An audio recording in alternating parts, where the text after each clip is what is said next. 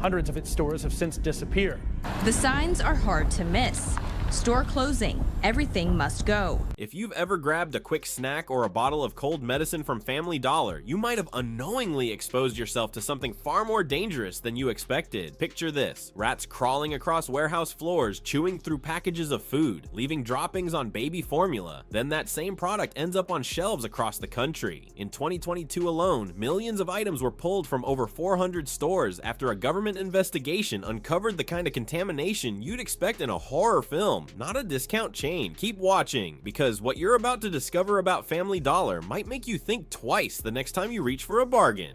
In early 2022, Family Dollar was forced into the national spotlight for all the wrong reasons when the U.S. Food and Drug Administration raided one of its massive distribution warehouses in West Memphis, Arkansas. What inspectors found inside was straight out of a nightmare. Over 1,100 dead rodents, live rats crawling along storage racks, feces littering the floors. The air reeked of decay. And this wasn't just an isolated issue. Products stored in this rat-infested facility had already been shipped out to over 400 stores across 6 states, stocked onto shelves, and sold to unsuspecting families. Imagine grabbing a can of soup or a bottle of aspirin, completely unaware it had sat in a box gnawed through by rats. Inspectors also found products exposed to unsanitary conditions for months, from baby food to pet treats, potentially contaminated, possibly dangerous, and still available for purchase. When news of the findings broke, customers were horrified. One mother in Tennessee said she'd been buying formula from a Family Dollar location involved in the recall and broke down in tears thinking about what she might have fed her newborn. The FDA called it one of the most serious violations they had seen in years, yet Family Dollar's public response was shockingly muted. A simple press release, a half-hearted apology, no mention of how this level of filth was allowed to continue unchecked for so long, no explanation for why no one in the company had noticed or cared. While thousands of items were eventually pulled off the shelves, for many, the damage was already done. And if you think this was just a one-time disaster, think again, because the real horror is how many of these same dangerous patterns, ignored safety, expired products, and shocking negligence continued in Family Dollar stores long after the rats were gone. Walk into almost any Family Dollar and you'll see shelves stocked with medicine, food, and personal care products. Things that look safe, trusted, and affordable. But hidden beneath the price tags is a disturbing pattern of neglect that puts millions of customers at serious risk. In multiple states, investigators have uncovered stores selling over-the-counter medications that were months, sometimes even years, past their expiration dates. We're talking about allergy pills, baby formula, pain relievers, cold remedies, things people rely on in moments of urgency and trust to be effective, safe, and reliable. One investigation in Ohio found children's fever medicine that had expired over 14 months earlier still sitting on shelves at eye level. In another report, a diabetic shopper discovered insulin syringes with boxes yellowed by age and expiration dates that had long since passed. When she brought it to an employee's attention, she was reportedly told, "If it's still on the shelf, we can sell it." And it's not just medicine. Family Dollar locations across the South and Midwest were caught selling spoiled meats, dented cans leaking onto sticky floors, and even baby food with broken seals. Some stores had frozen foods sitting in freezers that hadn't worked in weeks. One customer recalled buying frozen pizza only to find it completely thawed, dripping, and refrozen inside the package, something that could quietly lead to foodborne illness without any visible warning signs. Former employees have even admitted they were told to just restock items regardless of condition. No inspection, no accountability, just more expired stock returned to shelves in neighborhoods where customers had few alternatives. It's a silent betrayal that hits hardest in communities that depend on dollar stores the most. But if expired medicine and spoiled food aren't enough to shake your trust, wait until you hear what former employees are saying about what it's actually like to work inside Family Dollar, and why some of them walked away scared for their safety. At first glance, Family Dollar might seem like a lifeline for families trying to stretch every last dollar, rows of low-cost food, personal care products, and household goods. But behind that appealing affordability lies a company built on cutting corners. From the products they sell to the way they operate their stores, the obsession with slashing costs has created an environment where quality is no longer part of the equation. It's just about survival on the shelf. Take a closer look at the items in your cart. Off-brand electronics with batteries that leak within days. Toys that snap in half the first time a child plays with them. Canned foods with unrecognizable labels. Or worse, knockoff brands that don't meet even the most basic safety standards. These aren't just inconveniences, they're risks hiding in plain sight, and it's no accident. Industry insiders say Family Dollar sources many of its products from the lowest cost manufacturers available, often bypassing the quality assurance steps that more reputable retailers follow. One ex-employee recalled being told, if it looks okay and it's cheap, it goes on the shelf. There's little training, no consistent inspection process, and virtually zero incentive to reject damaged or sketchy goods. And the packaging, many customers report items arriving dented, dirty, or half open, only to be taped back shut and quietly restocked. This budget-first, questions-later mentality has infected every part of the business. Store managers under pressure to hit sales quotas are told to avoid tossing expired or defective items unless absolutely necessary. One former district manager revealed they were penalized financially for any product loss, regardless of how unsafe it was to sell. So what happens? Unsafe products stay on shelves because throwing them out might cost someone their job.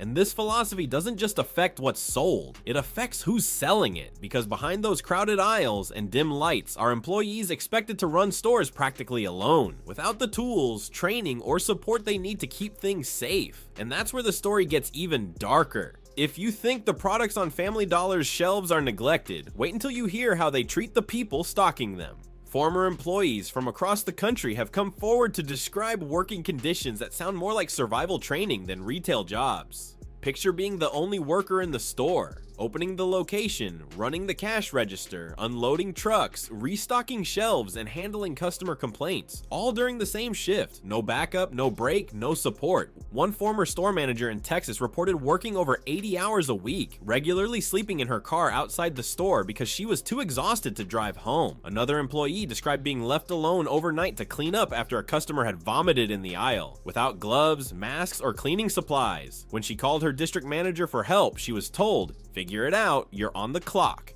And these stories aren't rare. They're disturbingly common. Many locations are staffed with just 1 or 2 people at a time, even during peak hours, leaving workers overwhelmed and stores vulnerable to theft, accidents, and chaos. Some employees claim they were forced to handle deliveries weighing hundreds of pounds without proper equipment, sometimes injuring themselves in the process. Others have spoken about dangerous mold in back rooms, pest problems ignored for weeks, and being pressured to hide safety violations during surprise inspections. But perhaps the most damning thing of all, many of these workers say they stayed, not because they felt valued, but because they had no other option. For single parents, teenagers supporting their families, or people in towns with few jobs, Family Dollar was the only paycheck available, and corporate, they barely noticed. Anonymous tip lines went unanswered, complaints vanished, and the cycle continued. But these toxic conditions don't just affect employees, they spill over into the customer experience too. Because when a store is this mismanaged, the environment becomes unsafe for everyone who walks through the door, and that's exactly what we'll uncover next.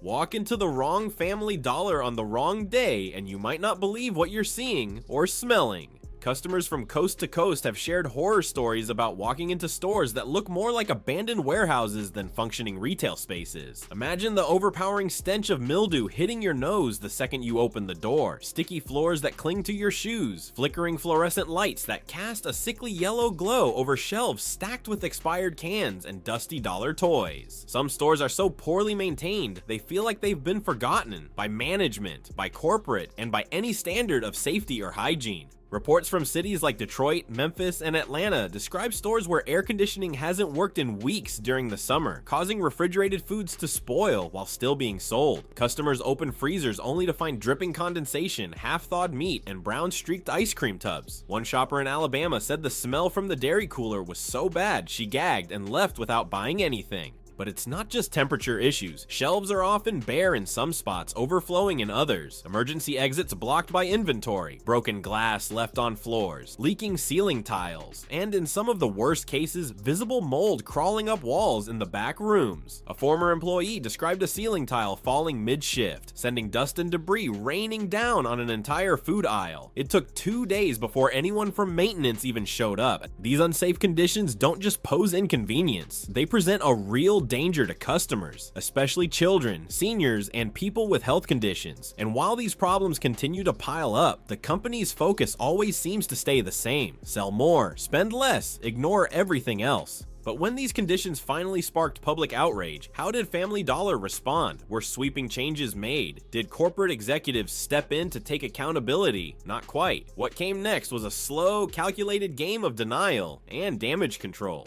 When the FDA released its damning report about the rat-infested warehouse, spoiled food, and medication violations tied to Family Dollar, the public expected a swift and decisive response from the company. What they got instead was silence, followed by a carefully worded press release filled with vague promises and corporate spin. Family Dollar's statement expressed regret for any inconvenience and mentioned that they were committed to customer safety, but offered no real explanation, no clear accountability, and no apology that felt remotely sincere. Instead of facing the crisis head-on, Family Dollar downplayed the severity of the violations, hoping the outrage would quietly fade away. When pressed by reporters, representatives dodged specific questions and pointed to ongoing internal reviews. Meanwhile, affected stores reopened with little notice, sometimes just days after recalls, and with the same issues still festering behind the scenes. Customers weren't buying it. Social media exploded with complaints, pictures, and videos from inside Family Dollar stores, showing moldy freezers, expired goods, and trash-strewn aisles. Hashtags like #shut down Family Dollar started trending, and calls for boycotts grew louder, especially in cities hit hardest by the contamination and neglect. One customer wrote, "They treat their stores like dumpsters and expect us to keep shopping like nothing happened." And still, Family Dollar's leadership stayed quiet. No high-level resignations, no public investigation into how the rat infestation happened or how it was hidden for so long. To many, it seemed like the company had made a calculated decision: accept the fines, issue a shallow statement, and keep the shelves stocked no matter what. But as communities grew more vocal and headlines kept piling up, one question started to echo louder than ever. If this is how Family Dollar handles a nationwide health scandal, what else are they willing to hide? And if the stores are this bad, why are so many people still shopping there? The answer isn't as simple as you might think. After everything we've uncovered, rat infestations, expired medicine, collapsing store conditions, it might seem unthinkable that anyone would still shop at Family Dollar. But the truth is much more painful. In many parts of America, especially rural towns and inner city neighborhoods, Family Dollar isn't just a choice, it's the only option. In these areas, grocery stores have vanished, drugstores have closed, and big box retailers are miles away. What's left? A Family Dollar sitting on the corner, promising cheap essentials for people who don't have the time, gas, or money to go anywhere else. For millions of Americans, living paycheck to paycheck isn't a temporary struggle, it's a permanent reality. When you're choosing between gas for the week and groceries for your kids, a box of cereal for $2 looks a lot better than the one for $4 down the road.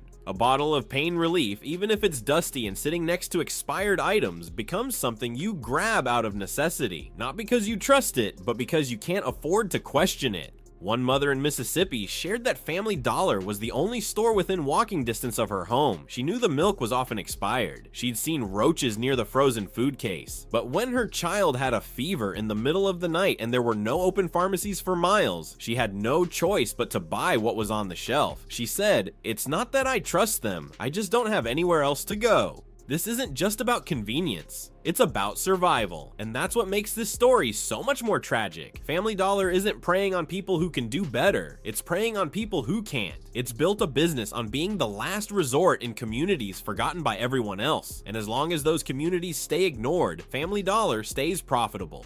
But with more competition moving in and more scandals piling up, the real question now is, how long can this broken system hold? Because Family Dollar might be cheap, but keeping it alive is starting to come at a very high cost. After years of health violations, public backlash, and growing competition, the cracks in Family Dollar's foundation are no longer easy to ignore. In the last 2 years alone, hundreds of locations have quietly shut down, some due to health inspections, others simply because they weren't profitable anymore. Dollar Tree, the parent company of Family Dollar, admitted in recent earnings calls that the chain has become a liability, and in 2024, they announced plans to close nearly 1,000 underperforming Family Dollar stores over the next few years. That's not downsizing, that's a retreat.